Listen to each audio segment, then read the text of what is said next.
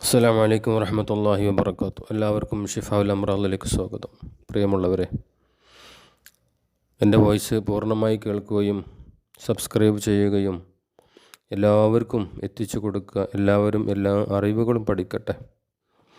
അള്ളാഹുവിൻ്റെ കാവലും പൊരുത്തവും കരുണയും അള്ളാഹു നമുക്കെല്ലാവർക്കും നൽകട്ടെ. നമ്മുടെ തെറ്റുകുറ്റങ്ങളൊക്കെ അള്ളാഹു തആല പുറത്തു തരട്ടെ. നല്ല രീതിയിൽ ജീവിക്കാൻ സ്നേഹത്തോടെ, സന്തോഷത്തോടെ, റാഹത്തോടെ, പുഞ്ചിരിയോടെ, ഐശ്വര്യത്തോടെ എല്ലാവരുമായി നല്ല രീതിയിൽ ജീവിക്കാൻ അള്ളാഹു നമുക്കെല്ലാവർക്കും ഭാഗ്യം നൽകി അനുഗ്രഹിക്കട്ടെ. പിന്നെ ഓരോ ദിവസവും ഓരോരോ ഖുർആനിൻ്റെ ചെറിയ ചെറിയ ആയത്തുകളാണ് ഞാൻ നിങ്ങൾക്ക് പറഞ്ഞു തരുന്നത്. അപ്പോൾ നമ്മൾ മനസ്സിലാക്കേണ്ടത്, ഓരോരോ ഖുർആനിനും പ്രത്യേകം പ്രതിഫലങ്ങളും പ്രത്യേകം കൂലിയും അതിൻ്റെ അനുഗ്രഹങ്ങളും പ്രത്യേക രീതിയിലുള്ള രോഗശിഫാവും പ്രത്യേക സാമ്പത്തിക നേട്ടവും അങ്ങനെ പല പല ഗുണങ്ങൾ പല പല സൂറത്തുകളുണ്ട്. ഒരു സൂറത്തിൻ്റെ ഗുണമല്ല മറ്റേ സൂറത്തിന്, മറ്റേ സൂറത്തിൻ്റെ ഗുണമല്ല മറ്റേ സൂറത്തിന്. അങ്ങനെ ഓരോരോ സൂറത്തുകൾക്കും പ്രത്യേകം പ്രത്യേകം ഫലങ്ങളും ഗുണങ്ങളും പ്രതിഫലങ്ങളും ഒക്കെ അള്ളാഹുവിൽ നിന്ന് നമുക്ക് ലഭിക്കും. അപ്പോൾ നമ്മൾ മനസ്സിലാക്കേണ്ടത് എന്താ? നമ്മളിപ്പോൾ സൂറത്തുൽ ഹുമസ അതിൻ്റെ ഫലം വേറെ, അലം തറ അതിൻ്റെ ഫലം വേറെ, ലീലാഫി ഖുറൈഷ് അതിൻ്റെ ഫലം വേറെ.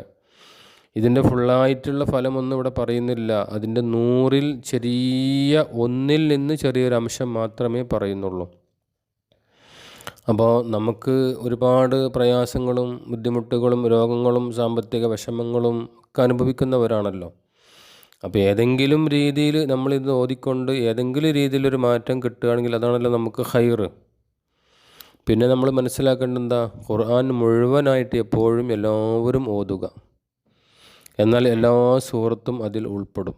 അപ്പോൾ എല്ലാ ഗുണങ്ങളും വഴിക്ക് വഴിയായി നമുക്ക് കിട്ടിക്കൊണ്ടിരിക്കും. അങ്ങനെ എല്ലാ ആളുകളും ഖുർആൻ ഫുള്ളായിട്ടൊന്നും ഓതാൻ സാധിക്കില്ല, കഴിയില്ല.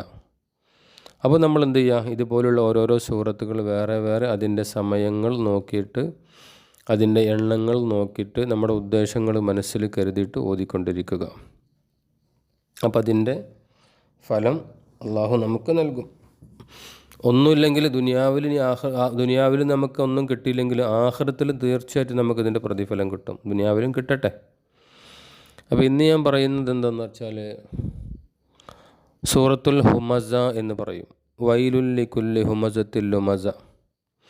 ഈ ഹുമസ എന്ന് പറഞ്ഞാൽ കുത്തുവാക്ക് പറയുന്നവർ എന്നാണ്. കുത്തുവാക്ക് പറയുക. ഇപ്പോൾ സാധാരണഗതിയിൽ നമുക്ക് കാണാനും കേൾക്കാനും അറിയാനും സാധിക്കുന്നൊരു കാര്യമാണ് കുത്തുവാക്ക്. അതായത് വാക്ക് കൊണ്ട് വേദനിപ്പിക്കുക എന്ന് പറഞ്ഞാൽ കൂടുതൽ അത് സ്ത്രീകളുടെ ഇടയിലും പുരുഷന്മാരുടെ ഇടയിലൊക്കെ കണ്ടുവരുന്ന ഒന്നാണ് കുത്തുവാക്ക്.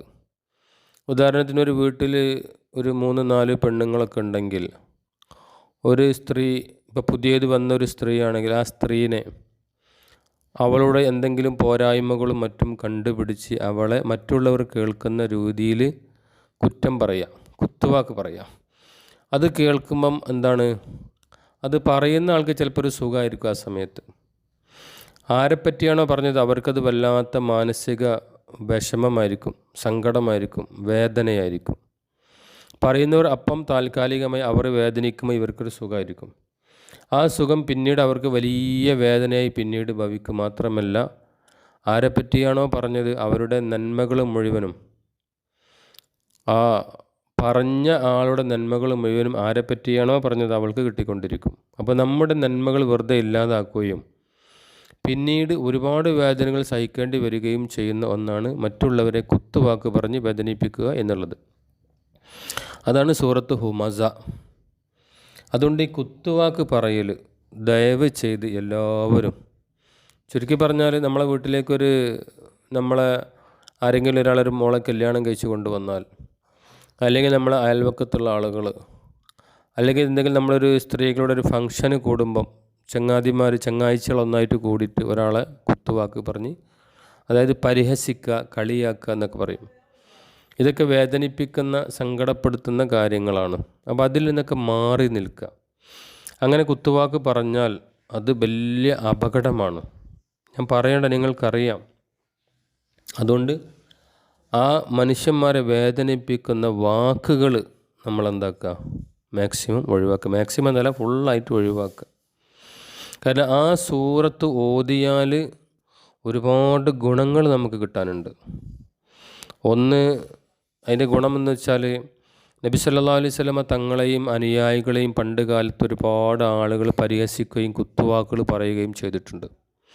അപ്പോൾ ഈ സൂറത്ത് ഓതുന്ന ആൾക്ക് നബി സല്ലല്ലാഹു അലൈഹി വസല്ലമ തങ്ങളെയും അനുയായികളെയും എത്ര ആളുകൾ കുത്തുവാക്ക് പറഞ്ഞ് വേദനിപ്പിച്ചിട്ടുണ്ടോ ആ ആളുകളുടെ എണ്ണത്തിൻ്റെ ഇരട്ടി കൂലി കിട്ടും നമുക്ക് ഈ സൂറത്ത് ഓതിയ ആളുകൾക്ക്. മാത്രമല്ല 10 ഇരട്ടി നന്മകളാണ് നമ്മളെക്കുറിച്ച് എഴുതുക. മാത്രമല്ല സാമ്പത്തിക പുരോഗതി ഉണ്ടാവും, ജനങ്ങൾക്കിടയിൽ ഒരു വില ഉണ്ടാവും, പ്രതാപം കിട്ടും. മാത്രമല്ല നമ്മൾ ശ്രദ്ധിക്കേണ്ട കാര്യം, സുന്നത്ത് നിസ്കാരങ്ങൾക്ക് ശേഷം ഈ സൂറത്ത് ഓതണം, അത് പതിവാക്കണം. എന്നാൽ ദുന്യവിയും ഉഖ്റവിയുമായ ഒരുപാട് നേട്ടങ്ങൾ നമുക്ക് കിട്ടും. ഞാൻ വിശദമായിട്ട് പറയുന്നില്ല, വളരെ ചുരുക്കിയിട്ടാണ് പറഞ്ഞത്. വിശദമായിട്ട് പറഞ്ഞാൽ വോയിസ് ഇങ്ങനെ കുറേ നീണ്ടു പോകും. അപ്പോൾ ചുരുക്കി പറഞ്ഞതാണ്. അപ്പോൾ എന്തെങ്കിലും സംശയങ്ങളൊക്കെ ഉണ്ടെങ്കിൽ ചോദിക്കാം കേട്ടോ. അള്ളാഹു നമ്മുടെ കാര്യങ്ങളൊക്കെ റാഹത്താക്കി തരട്ടെ. ആരെയും വേദനിപ്പിക്കാനുള്ളൊരു മനസ്സ് നമുക്ക് വേണ്ട. വേദനിപ്പിച്ചവരോട് നമ്മൾ സന്തോഷത്തോടെ കൂടി പോയിട്ട് അവരോട് പൊരുത്തപ്പെടിപ്പിക്കുക. എന്നാൽ നമ്മുടെ ജീവിതം നന്നാവും. അള്ളാഹു തൗഫീക്ക് നൽകട്ടെ. അസ്സലാമു അലൈക്കും വറഹ്മത്തുള്ളാഹി.